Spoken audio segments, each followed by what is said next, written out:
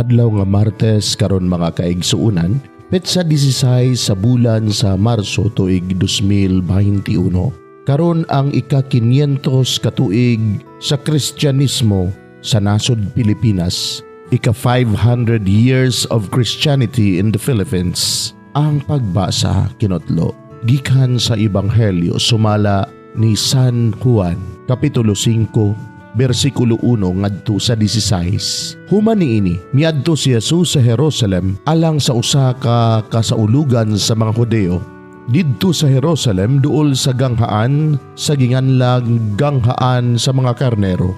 May linaw nga gitawag og Betsata sa Hebreo. Kining maong linaw may 5 ka pasilunganan. Diin may daghang mga masakiton nga naghigda, mga buta, mga bakul, mga paralitiko.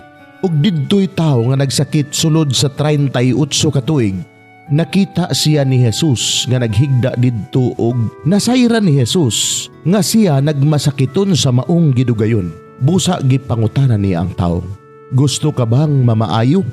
Ang masakiton mitubag, "Sir, walay makasakwat kanako ngadto sa linaw kun ang tubig mukutaw na. Ug samtang manlimbasog ako sa pag-adto sa linaw, aduna nay lain nga makauna kanako didto." Si Jesus miingon kaniya, "Tindog, dad-a ang imong gihigdaan og lakaw." Ug diha-diha naayo siya ug gidala niya ang iyang gihigdaan ug milakaw.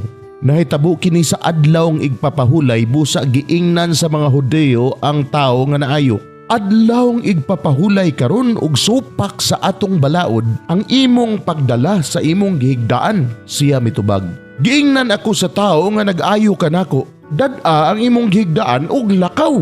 Sila nangutana kaniya, "Kinsay nagsugo kanimo sa pagdala sa imong gihigdaan og sa paglakaw?"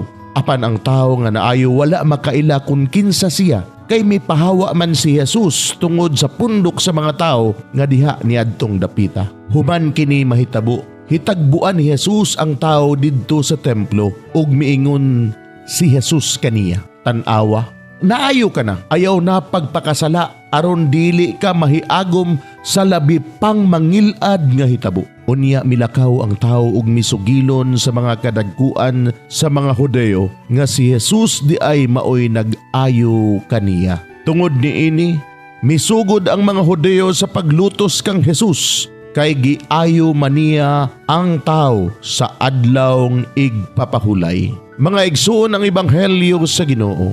Daygon ikaw o Kristo.